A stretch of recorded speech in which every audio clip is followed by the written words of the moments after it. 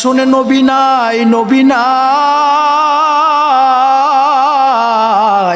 হানজালা গোসলখানায় না ঢুকে তরবারি হাতে নিয়া আমার কাছে বিদায় নিয়ে যুদ্ধের ময়দানে অংশগ্রহণ করেছে গো নবী।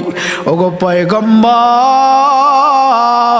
তাকে গোসল করাইয়া আপনি দাফন করে দেন।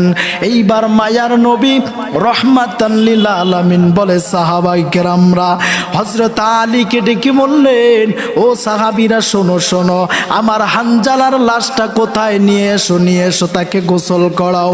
এমন সময় আল্লাহ তাআলা জিবরাইল আমিনকে পাঠাইছেন।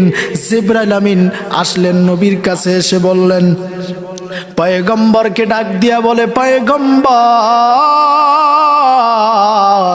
ওই হানজালার গোসল আপনাকে দেওয়া লাগবে না, হানজালার গোসল দেওয়ার কোনো দরকার নাই। হানজালার গোসল হয়ে গেছে জান্নাতের মধ্যে হাউজে কাউসারের পানি দিয়া।